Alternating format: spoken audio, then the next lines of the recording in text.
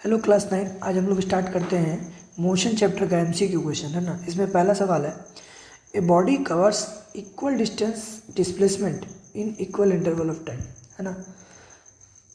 How ever small this interval में भी, मतलब स्मॉल इंटरवल के रिस्पेक्ट में इक्वल डिस्प्लेसमेंट कवर कर रहा है। तो equal displacement by equal time answer देगा यूनिफॉर्म स्पीड, है ना। यूनिफॉर्म स्पीड का ही या फिर कांस्टेंट स्पीड का ही है।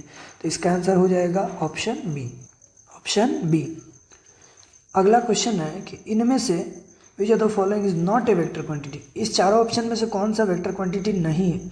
तो आपको पता होगा डिस्प्लेसमेंट भी वेक्टर है, वेलोसिटी भी वेक्टर है, एक्सेलरेशन भी वेक्टर ही है, सब वेक्टर है। मतलब इसका आंसर होगा ऑप्शन डी। नेक्स्ट क्वेश्चन है, स्पीड इज नेवर। स्पीड कभी जीरो नहीं हो सकता, या फ्रैक्शन नहीं हो सकता, या नेगेटिव नहीं हो सकता, या पॉजिटिव नहीं हो सकता। देखिए, जीरो तो हो सकता है जब वो ऑब्जेक्ट रेस्ट में हो, नेगेटिव कभी भी नहीं हो सकता। तो इसका आंसर होगा ऑप्शन सी। नेक्स्ट क्वेश्चन है, rate of change of displacement is. जब डिस्प्लेसमेंट चेंज होता है, रेट का मतलब विथ रिस्पेक्ट टू टाइम होता है, तो डिस्प्लेसमेंट का चेंज बाय टाइम, ये आंसर देगा वेलोसिटी, ऑप्शन बी होगा। अगर यही क्वेश्चन होता कि rate of change of distance, तो ऑप्शन हम लोग मारते टिक ऑप्शन ए स्पीड में, है ना। इसलिए इसका आंसर होगा ऑप्शन बी। देखते हैं अब हम लोग 5 number. A particle covers equal distance in equal interval of time, it is set to moving with uniform. अच्छा, यहाँ इक्वल डिस्टेंस है, इसीलिए हम लोग यहाँ पे नाम रखेंगे वेलोसिटी स्पीड। अगर यहाँ डिस्प्लेसमेंट होता तो नाम हो जाता वेलोसिटी, जस्ट पहले वाला सवाल की तरह। इसीलिए इसका आंसर होगा ऑप्शन ए। अगला क्वेश्चन है 6 number. A man goes 10 metre northward, है ना। आपको पता है कि डायरेक्शन क्या होता होगा, ये होता है नॉर्थ साउथ ईस्ट वेस्ट, है ना। इस डायरेक्शन के आधार पे ये नॉर्थ साउथ ईस्ट वेस्ट हो गया। अब हमारा 10 मीटर जाना है किधर, नॉर्थ की तरफ, फिर उसके बाद 20 मीटर जाना है ईस्ट की तरफ। ठीक है, आपसे पूछा गया कि इसका डिस्प्लेसमेंट क्या होगा। तो डिस्प्लेसमेंट के लिए आपको पता है स्टार्टिंग पोजीशन और एंडिंग पोजीशन को हम लोग ज्वाइन कर देते हैं। ठीक है, तो आप जानते हैं यहाँ पे ये जो ए बी निकालना है, ए बी निकलेगा पाइथागोरस थ्योरम से, है ना। ये हो जाएगा 10 स्क्वायर 20 स्क्वायर, 500 निकलेगा। तो 500 का स्क्वायर रूट आ जाएगा आपको, पहले 500 इसको लिख लीजिए, 500 का स्क्वायर रूट आ जाएगा 10√5। आपको पता है कि √5 का वैल्यू लगभग 2.27 के आसपास होता है लगभग। तो जब आप इसको मल्टीप्लाई कर देंगे तो 2.7 या 6 के करीब आ जाएगा एग्जैक्ट वैल्यू, है ना। आप देख सकते हैं 22.7 के आसपास वाला आंसर कौन सा है, ए है। तो ऑप्शन ए में टिक मार देंगे, ठीक है। इसीलिए इसका आंसर होगा ऑप्शन ए। अगला क्वेश्चन है, a train has a speed of 60 kilometre per hour for the first 1 hour, है ना। मतलब 60 की स्पीड से ये 1 घंटा तक गाड़ी चलता है, और फिर अगला सफ़र में 40 किलोमीटर के स्पीड से ये आधा घंटा चलता है, ठीक है, हाफ आवर। 30 मिनट का मतलब, या फिर 30 मिनट लिख सकते हैं, तो हाफ आवर लिख लेते हैं। अब इसका एवरेज स्पीड निकालना, जब भी हम लोग को एवरेज स्पीड निकालना हो, हम लोग एक ही फॉर्मूला लगाएंगे, V average is equal to total distance by total time, ठीक है। और कोई फार्मूला नहीं लगाएंगे, हमेशा यही फार्मूला लगाएंगे, total distance by total time. ध्यान से देखिए तो टोटल डिस्टेंस कितना हुआ, ये जो 60 की स्पीड से चला वो 1 घंटा तक चला है, इसका मतलब इसका 60 1 घंटा तक चलेगा, तो ये 60 किलोमीटर ट्रेवल करेगा। लेकिन ये 40 की स्पीड से हाफ आवर तक चला है, तो इसका मतलब ये 20 किलोमीटर ही सफ़र करेगा। हमारा टोटल डिस्टेंस हो गया 80 किलोमीटर। टोटल टाइम अगर देखा जाए तो ये 1 आवर और ये हाफ आवर, ये हो जाएगा 1.5 आवर, है ना, 1.5 घंटा हो जाएगा। तो 1.5 घंटा को हम लोग 3/2 लिख सकते हैं, 3/2। ये 2 ऊपर चला जाएगा और आंसर हो जाएगा हमारा 160/3। जब इसको हम लोग डेसिमल में कन्वर्ट करेंगे तो आंसर आएगा 53.33। इसीलिए इसका आंसर होगा ऑप्शन बी। अगला सवाल है, एक कार है ए से बी तक ट्रेवल करता है ना, ए से बी तक ट्रेवल करता है, जिसका स्पीड है, जाते वक्त का स्पीड है 20 किलोमीटर पर आवर, और यही आते वक्त का स्पीड है 30 किलोमीटर पर आवर, है ना। इसका पूछा है एवरेज स्पीड। तो बहुत बच्चा लोग ये सोच रहा होगा कि सर 20 और 30 का जो एवरेज होता है वही निकाल देंगे, तो आंसर आ जाएगा 25। ये बता दें ये रॉन्ग है ना, और ऑप्शन में दिया हुआ भी है, ये 25 आप नहीं लिखेंगे। इसको निकालने का हम बार बार बता रहे हैं कि एक ही फॉर्मूला है, पिछले क्वेश्चन में हम लोग किए थे कि total distance by total time, है ना। अब यहाँ आपको थोड़ा अलग से बनाना पड़ेगा सॉल्व करके, ठीक है। देखिए कैसे, हम लोग एक डिस्टेंस मान लेंगे ए और बी के बीच में, ये हो जाएगा x, ठीक है। अगर जाते वक्त x है तो आते वक्त भी x ही होगा। हमारा टोटल डिस्टेंस हो जाएगा, टोटल डिस्टेंस आने और जाने का मिला के ये हो जाएगा 2x, ठीक है। अब ध्यान से देखिए तो जाते वक्त का जो स्पीड है 20, तो जाते वक्त का टाइम को हम लोग मान लेते हैं t1, और टाइम का फॉर्मूला होता है डिस्टेंस बाय स्पीड। जाने का अगर टाइम निकाल रहे हैं तो जाने का डिस्टेंस बाय जाने का स्पीड, तो x/20 ये हो जाएगा हमारे जाने का टाइम। फिर आने का टाइम का बात करते हैं, तो आने का टाइम के लिए हो जाएगा क्या, आने वाला डिस्टेंस बाय आने वाला टाइम, तो ये हो जाएगा x/30। अब हम लोग इसके लिए टोटल टाइम निकालेंगे, टोटल टाइम हो जाएगा हमारा x/20 प्लस x/30। जब हम लोग इसको एलसीएम लेके कैलकुलेट करेंगे तो ये आ जाएगा 5x/60, ठीक है। आप चाहें तो इसको काट सकते हैं, तो ये हो जाएगा हमारा x/12। अब हम लोग क्या करेंगे, फॉर्मूला लगा देंगे v एवरेज का, total distance by total time. Total distance देख सकते हैं 2x है, और टोटल टाइम हमने कितना निकाला हुआ है x/12। x और x कैंसिल हो जाएगा, ये हो जाएगा 12 × 2, आंसर हो जाएगा 24। आप देख सकते हैं ऑप्शन में है, इसीलिए इसका आंसर होगा ऑप्शन बी। नेक्स्ट क्वेश्चन है, एक 150 मीटर का लंबा ट्रेन है, ठीक है। ये ट्रेन है हमारा, इसमें ये मूव कर रहा है यूनिफॉर्म वेलोसिटी के साथ, जिसका स्पीड है 45 km/h। इसको हम लोग मीटर पर सेकंड में बदल सकते हैं। जब भी हम लोग इसको मीटर पर सेकंड में बदलेंगे तो ये आंसर आ जाएगा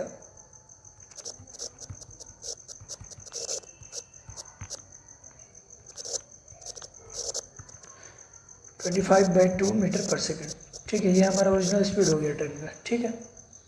अब क्या है, एक ट्रेन है, एक ब्रिज है, सॉरी, एक ब्रिज का जो लंबाई है वो लंबाई है 850 मीटर। बोला है कि जब तक ये इसको क्रॉस करेगा उसमें कितना टाइम लग जाएगा, है ना। तो देखिएगा ध्यान से, बड़ा ही अच्छा क्वेश्चन है ये। अगर इसको पूरे अच्छे से क्रॉस करना है, अभी ये ब्रिज का स्टार्टिंग होगा, जब ये यहाँ तक पहुँच चुका होगा तब ये टोटल 850, इसका जो फर्स्ट बोगी है 850 मीटर ट्रेवल कर चुका होगा। लेकिन क्या ये ब्रिज को क्रॉस कर पाया, तो आंसर नहीं। ब्रिज को क्रॉस तब करेगा जब इसका पोजीशन यहाँ ना होके यहाँ पर होगा, ठीक है। तब जाके बोलेंगे कि ये पूरा तरह से क्या किया, ब्रिज को क्रॉस किया। तो आप देख सकते हैं इसका जो टोटल डिस्टेंस है वो 850 मीटर तो ब्रिज को पार करने में लगा, प्लस इसका खुद का जो लंबाई है वो 150 मीटर है। तो टोटल डिस्टेंस हो जाएगा हमारा 1000 मीटर, ठीक है। और टाइम कितना लग रहा है, स्पीड कितना है 25/2। आप टाइम निकालेंगे तो डिस्टेंस बाई स्पीड 1000/25/2, 2 ऊपर चला जाएगा, ये हो जाएगा आंसर। इसको कट कर लेंगे हम लोग तो ये हो जाएगा 40 × 2, आंसर हो जाएगा 80 सेकेंड। इसीलिए इसका आंसर होगा ऑप्शन सी। नेक्स्ट क्वेश्चन है, ऐसा हम लोग पहले भी कर चुके थे, है ना। एक जर्नी है, उस जर्नी का आधा डिस्टेंस जो है एक कार ट्रेवल करता है 80 की स्पीड से, और जो आधा बाकी जर्नी है वो 120 के स्पीड से ट्रेवल करता है, ठीक है। तो इस आधा को हम लोग दोनों को x मान लेते हैं, ठीक है। अगर हम लोग ध्यान से देखें तो टोटल डिस्टेंस हो जाएगा हमारा 2x। अब बात करते हैं टोटल टाइम, आखिर टोटल टाइम लगा कितना इसको जाने में, तो इतना दूर का टाइम अलग होगा और इतना दूर का टाइम अलग हो जाएगा, ठीक है। टोटल टाइम, आपको पता है टाइम कैसे निकलता है, डिस्टेंस बाई स्पीड। तो यहाँ तक का टाइम निकलेगा डिस्टेंस बाई स्पीड करके यहाँ तक का, फिर यहाँ के लिए x/120 हो जाएगा, ठीक है। जब इन दोनों का एलसीएम लेंगे तो आंसर हो जाएगा 240, और ये हो जाएगा आपका 3x, ये 2x, 5x हो जाएगा। जब इसको आप कट करेंगे तो आंसर आ जाएगा x/48, ठीक है। अब आप फॉर्मूला लगा देंगे v average equal to total distance by total time. Total distance है 2x बाई टोटल टाइम हो जाएगा x/48, ये कट हो जाएगा और आंसर आ जाएगा 2 × 48, 96, ठीक है। कई लोग गलती कर देते हैं, 120 और 80 का एवरेज निकाल लेंगे। 120 और 80 का एवरेज निकालिएगा तो आपका आ जाएगा 100, जो कि ऑप्शन में दिया हुआ है, लेकिन ये नहीं होगा, ऑप्शन होगा सी। एक सवाल है, when distance travelled by object is directly proportional to time. कहने का मतलब डिस्टेंस और टाइम हमारा डायरेक्टली प्रोपोर्शनल हो। डिस्टेंस डिस्टेंस और टाइम डायरेक्टली प्रोपोर्शनल हो, तो जब प्रोपोर्शनल का साइन हटेगा तो एक इक्वल टू आएगा, यहाँ हो जाएगा भी। अच्छा ये कांस्टेंट है मतलब भी कांस्टेंट मतलब कांस्टेंट स्पीड यहाँ पे, ठीक है, यूनिफॉर्म कांस्टेंट स्पीड हम लोग बोल सकते हैं, ठीक है, क्योंकि यहाँ डिस्टेंस ट्रेवल है, डिस्प्लेसमेंट होता तो यहाँ हम लोग टिक मारते यूनिफॉर्म वेलोसिटी में, इसीलिए इसका आंसर होगा ऑप्शन बी। ये एक बहुत ही अच्छा सवाल है ना। एक टाइगर क्या है, चेस कर रहा है किसको, डियर को। टाइगर चेस कर रहा है डियर को, लेकिन उसके बीच में गैप कितना का है, 30 मीटर का। अच्छा एक बात सिंपल सा है, जब भी कोई चेस कर रहा है किसी को, तो जो चेस कर रहा है उसका स्पीड हमेशा ज़्यादा होगा किसके, जिसको वो चेस कर रहा है, अदरवाइज ये उसको कभी पकड़ ही नहीं पाएगा, है ना।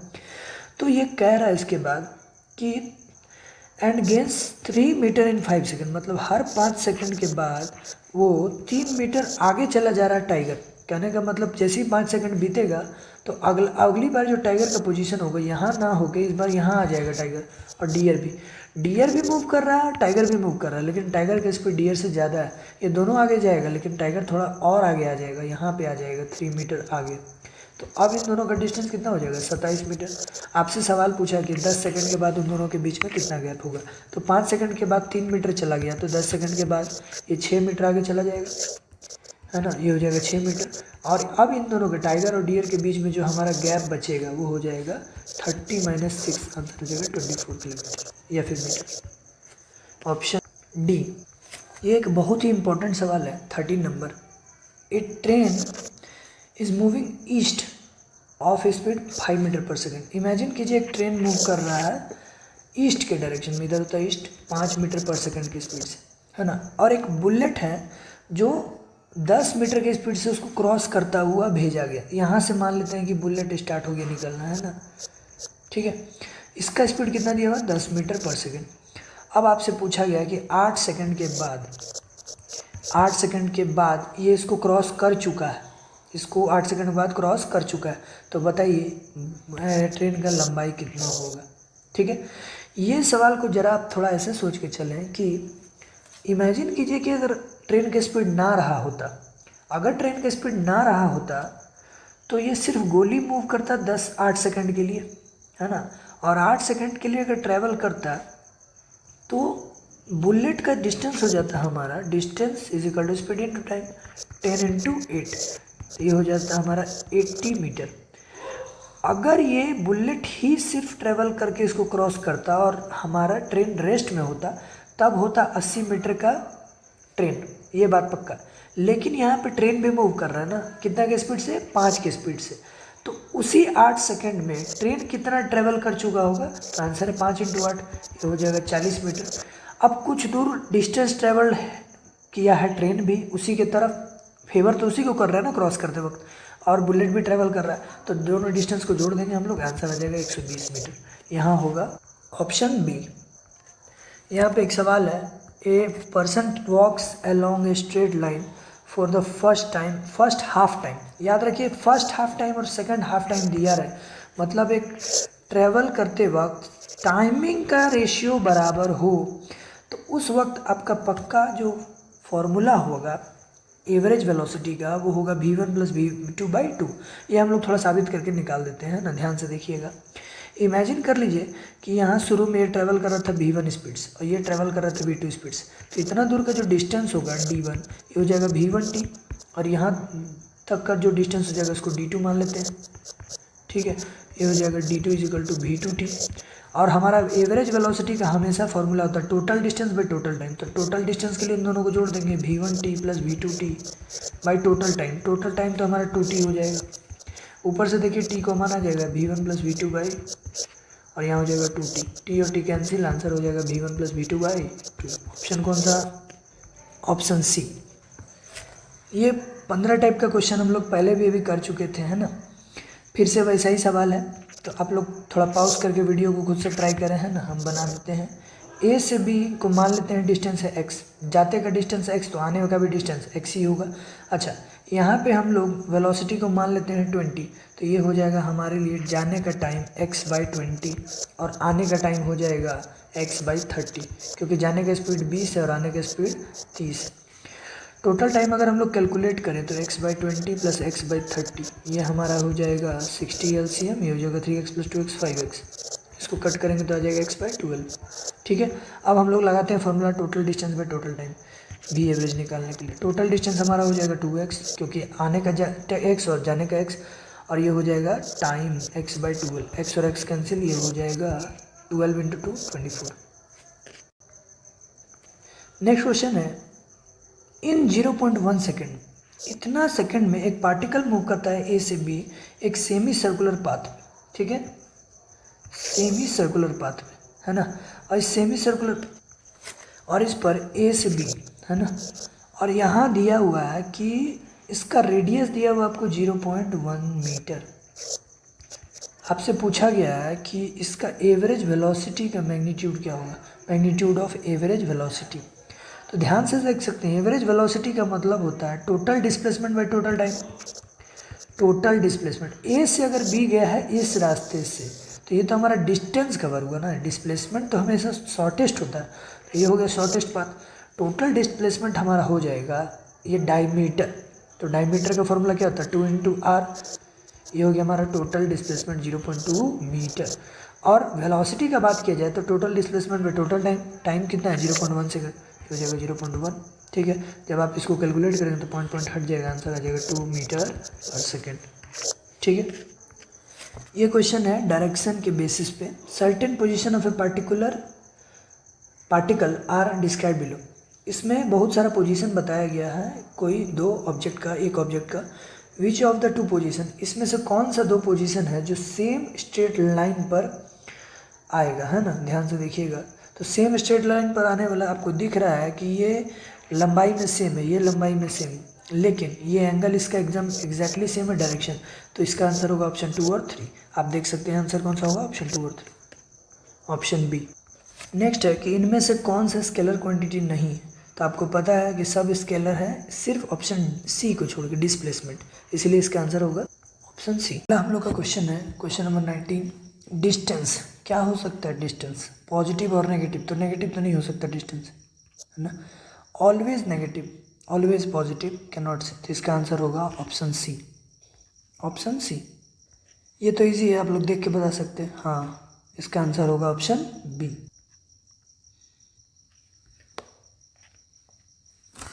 इसका आंसर होगा डिस्प्लेसमेंट हमेशा छोटा होता है किससे, डिस्टेंस से। एक केस में वो बराबर हो सकता है जब वो स्ट्रेट लाइन में मूव करे, है ना, तो इसका होगा answer option B. Magnitude of vector quantity is never, तो मैग्नीट्यूड तो एक अमाउंट होता है, वैल्यू होता है, वैल्यू 0 हो सकता है मगर नेगेटिव नहीं हो सकता, है ना, इसीलिए इसका आंसर होगा option C. Rate of change of displacement is, ये सबको पता होगा, है ना, डिस्प्लेसमेंट का अगर चेंज पूछा गया तो आंसर होगा वेलोसिटी, ऑप्शन बी। वेलोसिटी दो चीज़ से मिलके बना, एक है स्पीड, एक है डायरेक्शन, तो अगर उनमें से कोई भी चीज़ बदला तो वेलोसिटी बदल जाएगा, इसीलिए उसका आंसर होगा ऑप्शन सी। ये तो एक बच्चा वाला सवाल है, इसमें स्पीड दिया हुआ है 4 किलोमीटर और टाइम दिया हुआ 2 आवर, तो डिस्टेंस कितना होगा, तो स्पीड इंटू टाइम कर देना, आंसर हो जाएगा ऑप्शन बी। अगला क्वेश्चन है, the particle is moving in a circular path of radius R, displacement after half a circle would be. देखिए, जब हाफ सर्कल ये चला जाएगा तो इसका डिस्प्लेसमेंट, तो ये जो डिस्टेंस है कर्व वाला पाथ, इसको हम लोग बोलते हैं पाई आर, पूरा का होता है 2 पाई आर, ये होगा पाई आर, लेकिन ये डिस्टेंस डिस्प्लेसमेंट हमेशा शॉर्टेस्ट होता है, स्ट्रेट लाइन से होता है, ठीक है, तो ये तो डायमीटर है सर्कल का, तो ये हो जाएगा डायमीटर का फॉर्मूला 2 है, इसीलिए ऑप्शन होगा option C. Numerical ratio of displacement to distance, अभी थोड़ा देर पहले हम लोग सीखे थे कि डिस्प्लेसमेंट हमेशा छोटा होता है किससे, डिस्टेंस से, और एक स्पेशल केस में वो बराबर हो सकता है जब वो स्ट्रेट लाइन मूव करे, ये छोटा है ये बड़ा है, तो जब हम लोग रेशियो निकालेंगे डिस्प्लेसमेंट बाय डिस्टेंस का, तो ये आंसर हो जाएगा less than 1, displacement by distance, इसका वैल्यू हो जाएगा लेस देन 1, क्योंकि ये न्यूमरेटर छोटा है डिनोमिनेटर से, ऑप्शन ए। नेक्स्ट है, इसमें से कौन सा केस ऐसा है जिसमें मैग्नीट्यूड ऑफ डिस्प्लेसमेंट और डिस्टेंस दोनों इक्वल होगा, तो आपको पता है स्ट्रेट पाथ पर जो भी केस बनता है वो डिस्टेंस और डिस्प्लेसमेंट, स्पीड और वेलोसिटी दोनों सेम हो जाता है ना, क्योंकि दोनों में डायरेक्शन सेम है, ऑप्शन हो जाएगा ए। ये देखिएगा 29 नंबर, ये एक अच्छा सवाल है। Let v and a denote the velocity and acceleration. v का मतलब वेलोसिटी, a का मतलब एक्सेलरेशन। तो पहला ऑप्शन है a can be non zero, मतलब कुछ हो सकता है जब v जीरो हो, ठीक है। तो ये तो ऑप्शन गलत। वेलोसिटी जीरो होने का मतलब है ऑब्जेक्ट कहीं मूव ही नहीं किया है ना, ना आगे ना पीछे ना बढ़ा ना घटा, वो मूव ही नहीं किया, रेस्ट में है। इसका मतलब सीधा सा है कि एक्सेलरेशन भी जीरो होगा। अगला है ए मस्ट बी जीरो व्हेन भी जीरो। तो ये ऑप्शन बिल्कुल करेक्ट है, जब वेलोसिटी जीरो होगा तो एक्सेलरेशन जीरो होगा ही होगा, ये पक्का है, ठीक है। सी ऑप्शन में कुछ वैसे ही कंफ्यूजिंग है, लेकिन यहाँ यूज़ किया मे भी, हो सकता है। तो ऐसा शक जैसा कुछ बात नहीं, ये पक्का होगा ही, इसीलिए इसका answer B correct, option B. ये सवाल तो याद रखने वाला है, सबको इजी है, पता है सबको। ऐसा यूनिट इज एक्सेलरेशन का ऐसा यूनिट, तो इसका ऑप्शन होगा ऑप्शन सी, मीटर पर सेकंड स्क्वायर। अब यहाँ से देखें हम लोग 31 नंबर के आगे से, तो हम लोग को सिर्फ और सिर्फ न्यूमेरिकल्स मिलेगा, है ना। तो हम यहाँ ज़्यादा सॉल्व नहीं करने वाले हैं। आप लोग यहाँ इस वीडियो को पॉज कीजिए, खुद से बनाइए और आंसर मिलाइए, ठीक है। थोड़ा बहुत सॉल्व कर देंगे बीच बीच में। इस सवाल में देख सकते हैं कि u हम लोग को दिया 54 किलोमीटर पर आवर, टाइम दिया हुआ है 5 सेकंड, और ये ब्रेक अप्लाई करने के बाद ये स्टॉप हो चुका है, स्टॉप्स, है ना।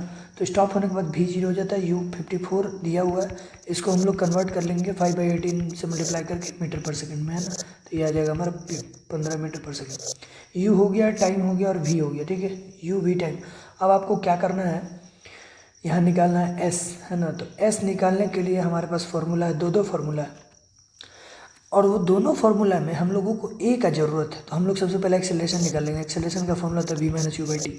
बी का है वैल्यू 0, 0 माइनस 15/5, ये आंसर आ जाएगा -3। अब ये -3 आ चुका है, उसके बाद हम लोग क्या करेंगे, एस निकाल लेंगे, S equal to U T plus half A T square, ठीक है। या फिर थर्ड इक्वेशन लगा लेंगे तो ज़्यादा ठीक है। ये जगह भी square minus you square equal to 2as। तो इसमें देख सकते हैं भी तो जीरो है, तो ये खत्म हो जाएगा ये टर्म, ये हो जाएगा माइनस यू स्क्वायर का वैल्यू 15 है, तो 15 का स्क्वायर हो जाएगा 225। टू ए का वैल्यू नहीं, ए का वैल्यू -3 हम लोग निकाल चुके हैं। एस का वैल्यू यहाँ से ध्यान से देखेंगे तो ये कट जाएगा माइनस माइनस, और ये 3 से कट जाएगा, ठीक है। 3 से कट जाएगा ये हमारा 75 बार में, तो एस का वैल्यू आ जाएगा 75/2। 75/2 मतलब 37.5, ठीक है। तो इसका आंसर होगा ऑप्शन डी।